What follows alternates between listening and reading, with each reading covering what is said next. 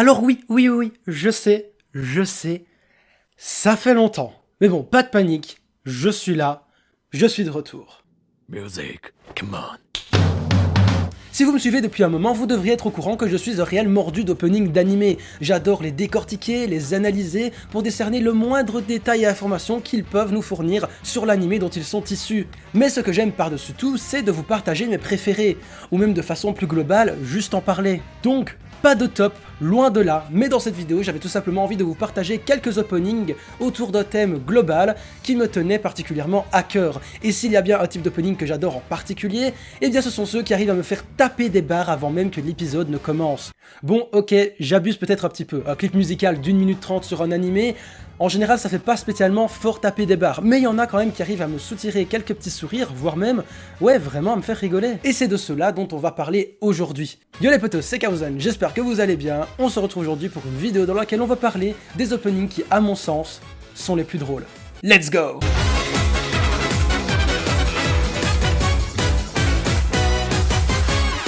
Des openings fun, drôles, amusants, tout ce que tu veux, eh bien, il y en a des tonnes et des tonnes que je ne pourrais bien évidemment pas aborder dans cette vidéo en particulier, il y en a beaucoup trop. Mais un des premiers qui me vient en tête, ou plutôt les premiers qui me viennent en tête, sont probablement ceux de Nishijo. J'en ai déjà parlé plusieurs fois sur ma chaîne YouTube, mais jamais de ces openings qui, à l'image de la série, sont très fun. Pourquoi le sont-ils? Tout simplement au vu des gags présents dans ceux-ci qui font directement référence à celles que l'on retrouve dans l'animé. On va donc pas se le cacher, des personnes ayant vu l'animé auront probablement plus tendance à rigoler devant les deux openings de Nishijo. Je pense que mes plans favoris parmi ces openings qui ont tendance à me faire sourire à chaque visionnage, ce sont ceux qui nous montrent Yuko à la boulangerie qui galère à choisir ce qu'elle veut, celui durant lequel Mio aperçoit Kojiro sur sa chèvre, ou lorsque Akaze marche sur la queue de Sakamoto. Les deux openings sont bourrés de ce genre de visuel, sans parler de la façon dont ils commencent et se terminent. La manière d'introduire les persos dans les OP de Nishijo est vraiment unique, c'est vraiment leur marque de fabrique. Bref, les OP de Nishijo te mettent directement dans le bain pour entamer ton épisode. C'est un mix entre deux openings qui sont efficaces pour cerner les personnages ainsi que leur personnalité, et les infos sur les relations entre les personnages, et même les gags qui vont arriver dans l'animé, en plus d'être très amusants, donc pour ma part c'est un grand oui. Je pourrais passer vraiment des dizaines de minutes à décortiquer chaque plan de Nishijo ainsi que les gags qu'il nous propose, mais il y en a qui l'ont fait bien mieux que moi, je mettrai des liens dans la description notamment. Mais à la place de s'attarder sur eux, on va s'attaquer à un opening bien plus récent. Je suis totalement sincère en vous disant que pour moi, l'opening de Zombieland Saga est le plus fun qui m'ait été donné de voir / entendre en 2018. C'est un parfait mix entre fun et intérêt et cela commence dès les premières secondes de l'opening, les 6 premières exactement. On nous montre tout d'abord des dessins dignes d'animés d'horreur extrêmement sombres parce qu'après tout, le titre de l'animé ça reste Zombieland Saga. Mais le but de ces 6 premières secondes est de nous prendre littéralement à revers. Ce début nous dit cash, vous vous attendez à un animé d'horreur, eh bien vous y êtes pas du tout. Et ce, comme je l'ai dit, en nous montrant les 6 premières secondes de visuels sombres et horrifiques pour au final rebobiner et changer totalement de style visuel. Ensuite, on nous introduit le personnage de Sakura poursuivi par une horde de zombies au look totalement ridicule pour basculer après sur une séquence durant lesquelles on voit les autres héroïnes dans leur état de zombies débiles du début de l'animé. Par après, messieurs dames, arrive un plan où l'on voit le best boy, Kotaro, dessiné de façon assez particulière avec devant lui son chien, Romero, qui remue la queue. Je pense que vous avez compris où je voulais en venir, la queue de Romero est placée de façon stratégique et représente quelque chose d'autre appartenant à Kotaro. Bon voilà, maintenant je vais pas vous faire un dessin. C'est sa bite. Ensuite, le fait que Kotaro fasse le gogol avec les zombies, que l'opening parte dans un délire Power Rangers The Animation, avec des explosions badass en fond, Kotaro qui claque son meilleur moonwalk avant de se faire bouffer par Romero, ça n'a aucun sens. Puis le refrain super dynamique qui arrive avec les filles qui se battent contre un monstre pendant que Kotaro est toujours en train de faire le triso. C'est du n'importe quoi, mais autant dans la série que dans l'opening, ce type il me fume de dingue. Sans compter qu'en visionnant l'opening, tu te fais une fausse idée de ce dont parle l'animé, jusqu'à arriver aux dernières secondes qui, pour le coup, nous mettent bien sur la voie. Et pourtant, cet OP, il a tellement de sens pour la série qu'est Zombieland Saga, à tel point que la moitié de celui-ci est une représentation du dernier arc de la série. À partir du moment où les membres de Franchouchou se déguisent en Power Rangers jusqu'à la dernière seconde de l'OP, le fait qu'elles ne soient pas en idol lorsqu'elles vont sauver Sakura, ça témoigne du fait qu'elles ne sont plus des idoles justement, quand elles ne sont pas au complet. Franchouchou sans ses 7 membres n'est plus Franchouchou. Et le fait que nos héroïnes aillent sauver Sakura, ça représente le dernier acte de la série lorsqu'elle perd la mémoire et ne souhaite plus faire son ultime concert. Le monstre est ici une allégorie du pessimisme de Sakura et même de sa perte de mémoire si on veut. Et une fois que le monstre est battu, Sakura réouvre enfin les yeux et décide d'enfiler sa tenue et d'aller faire le concert avec ses camarades, comme le veut la fin de la première saison. D'ailleurs, sur un des plans, on remarque que les Franchouchous sont en formation pour aller combattre le monstre et sont disposés d'une certaine façon, avec une formation incomplète, montrant bien que du coup, il manque un membre à Franchouchou. Et en plus, elles ne sont pas disposées au hasard. On remarque effectivement Tae qui a une position de leaduse, car c'est elle qui va jouer le rôle le plus important dans la mission de faire revenir Sakura dans le groupe. C'est elle qui va porter toute l'équipe à ce moment, et donc le fait qu'elle soit au devant de la formation, eh bien ça prend tout son sens. Bref, l'opening de Zombieland Saga est aussi drôle qu'intéressant, surtout dans ce qu'il raconte. Je me devais absolument de vous le partager, et au passage, je vous invite à aller voir l'animé, qui pour le coup était une très belle surprise. Et dans la catégorie des openings aussi timbrés que l'animé dont ils sont issus, on retrouve bien évidemment Shimoseka. Déjà, rien que de voir les protagonistes avec un slip sur la tête comme ça me donne au moins le sourire aux lèvres. Faudra vraiment que j'aille un jour en convention cosplayer comme ça. Vous n'avez rien entendu. Ensuite, voir Keiju dans la rue mesurer la teub du héros et de l'associer avec un objet, je crois que je me lasserai jamais de cette scène. Puis encore la voir faire l'andouille avec ses allusions sexuelles dignes de gros débiles, c'est juste beaucoup trop drôle. On voit par après leurs attaques dites terroristes, consistant à choper les culottes et les caleçons des étudiants. Ma foi, c'est un concept comme un autre. S'ensuit dans l'opening une transformation à la Magical Girl qui donne, ça. Et qui débouche sur des mises en scène de grosses bastons, leur accoutrement rendant ces scènes juste génialissimes. On a ensuite différents shots sur les compagnons des protagonistes, puis on les voit s'affronter face au boss final qui ressemble à ça. Ouais, voilà.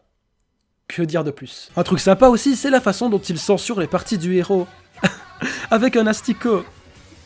Si c'est pas du génie. Et en plus, avec cet opening, sans même aller faire des recherches bien précises, si on fait un petit peu gaffe aux paroles, on remarque que ça parle de ce que ça parle. Ouais, vraiment, Shimoseka, c'est un des premiers auxquels j'ai pensé quand j'ai voulu faire cette vidéo pour parler d'opening drôle.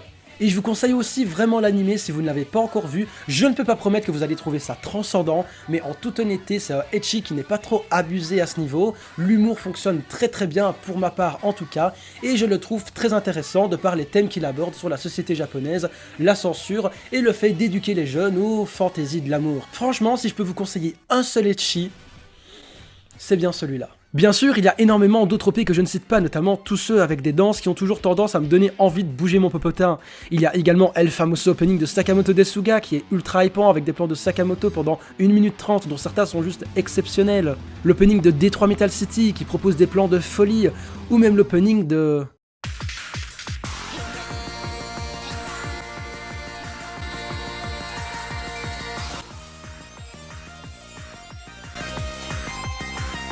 Bon, je vous rassure, c'est juste le titre de l'animé, ça, hein, et la suite de l'opening est pas forcément drôle, mais j'avais vraiment envie de vous le partager parce que ce début est exceptionnel et j'étais content de ma découverte. On peut aussi mettre dans les OP les plus fun celui de Desperate avec tous les persos qui s'éclatent dans le bar sur la fantastique musique nommée Flyers par Bradio. Et on peut aussi parler d'openings qui sont devenus bien plus que ça au sein de la communauté fan d'animé. Ouais, des openings qui sont littéralement devenus des mèmes.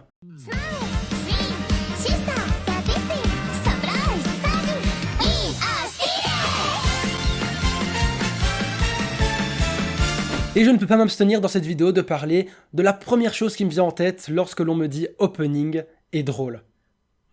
Les Neketsu. Plusieurs d'entre eux ont des openings très hypants, à l'image de Fairy Tail, et qui nous proposent des visuels extrêmement drôles parfois.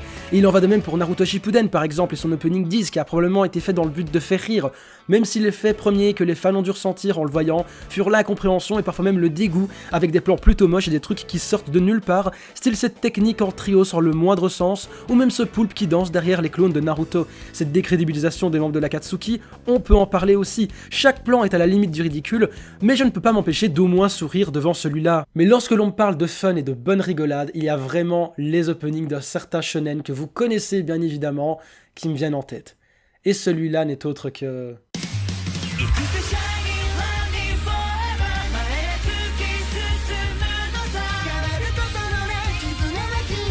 Ce n'est peut-être que très personnel, mais je m'éclate littéralement en matant les openings de One Piece. Certains ont vraiment tendance à me faire rire, et selon moi sont très fun à regarder, surtout d'un point de vue visuel, car la plupart des musiques sont bien entraînantes, donnent un sacré coup de boost au moral, autant ce qu'on nous montre dans certains OP n'est clairement pas en reste. Je trouve si fun de voir tous les Mugiwara tomber du ciel avec le bateau dans l'opening 5, les 35 premières secondes du 6ème sont du pur fun avec la tronche de Luffy qui pêche, suivi du réveil difficile de Zoro, ça je m'en lasserai jamais. One Piece insuffle une ambiance totalement fun dans l'anime de par ses personnages dont les personnalités sont toujours bien représentées dans les OP. Je pense notamment au 9ème lorsque Luffy est overhypé de voir Brook, alors que tous les autres membres de l'équipage sont effrayés par son apparence.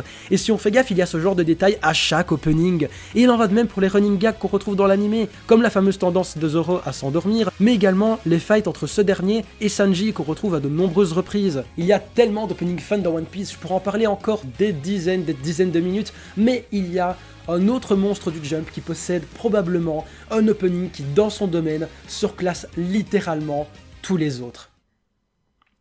Et ouais, c'est de celui-là que je parle.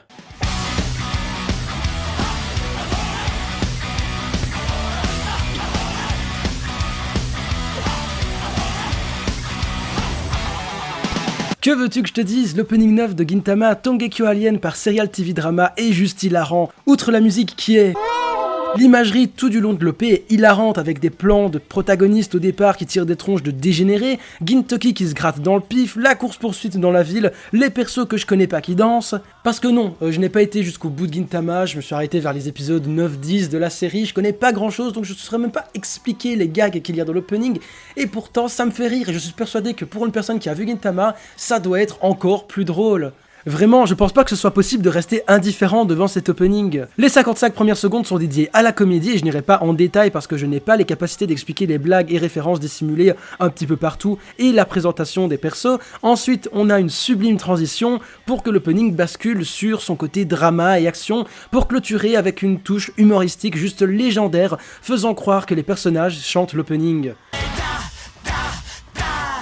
Quand tu parles d'opening drôle, c'est vraiment une référence celui-là. Il est vraiment insane. Mais il y en a un qui pour moi lui arrive à la cheville, voire même qui le surpasse.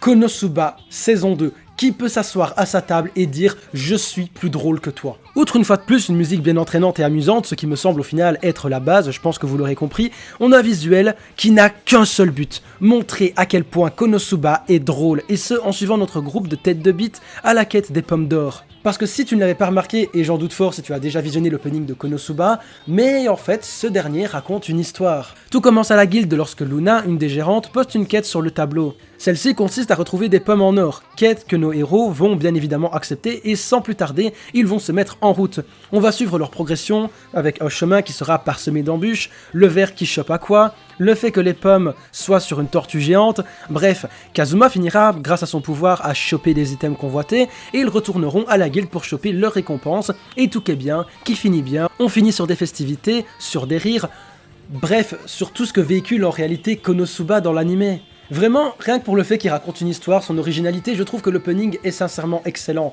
Mais il est drôle, surtout pour... plein de trucs. Déjà, la façon dont il court lorsqu'il débute la mission avec le titre de l'anime qui apparaît à l'écran, puis le fait qu'il soit crevé après quelques mètres de course et qu'Aqua soit en train de gerber des étoiles, référence à un running gag de l'anime. Le fait qu'il se fasse bouffer par un ver de terre géant et qu'il soit tout gluant avec Aqua qui chiale, référence à un autre running gag de l'anime, et surtout, la tronche qu'ils tirent durant leur danse. Regardez ça, c'est juste magique. Par contre que personne vienne me dire « l'animation et les designs ils sont moches ». Je vais même pas passer du temps à t'expliquer que c'est juste fait exprès pour accentuer le côté comique et déjanté mentalement des personnages dans l'anime. Idem pour cette scène où ils comprennent qu'ils vont douiller pour choper les pommes, et même pendant quasi tout le reste de l'opening en fait. Vraiment, l'imagerie proposée via ce changement de chara-design pour accentuer le comique dans l'opening fonctionne à merveille. Autre élément plutôt drôle, ce sont les gags en référence avec l'anime dont j'ai déjà parlé, mais également à quel point les personnages et leurs personnalités sont bien représentés dans l'opening. Les persos sont vraiment les mêmes que dans l'anime. Aqua qui part devant insouciante mais qui se fait toujours bouffer, Kazuma qui doit aller la sauver, Darkness, l'Amazo qui kiffe sa vie en se faisant projeter dans les airs, c'est pareil que dans l'anime, et si ces persos sont drôles dans celui-ci, il n'y a pas de raison qu'ils ne le soient pas dans l'opening. Bref, Tomorrow par Machiko, l'opening de la seconde saison de Konosuba, nous propose un visuel très intéressant et original de par l'histoire qu'il raconte et surtout de par le fait qu'il arrive à faire rire de façon assez simple. Je pouvais vraiment pas être plus dans le thème en vous proposant cet opening. Et voilà, c'est la fin de cette vidéo, c'est un petit nouveau format que je voulais tester, donc n'hésitez pas à me dire ce que vous en avez pensé en commentaire, je pense que c'est plus chill et que ça permet aussi de traiter plusieurs openings en une seule et unique vidéo, au lieu de passer un quart d'heure à vous analyser un opening de fond en comble. En bonus, je tenais à vous montrer un opening que j'ai découvert et dont je suis assez fier. Dans celui-ci, on aperçoit des caleçons qui volent. Je ne sais pas trop quoi dire de plus exactement, du coup je vous laisse profiter de la vue et moi je vous souhaite une bonne journée, une bonne soirée, à la prochaine.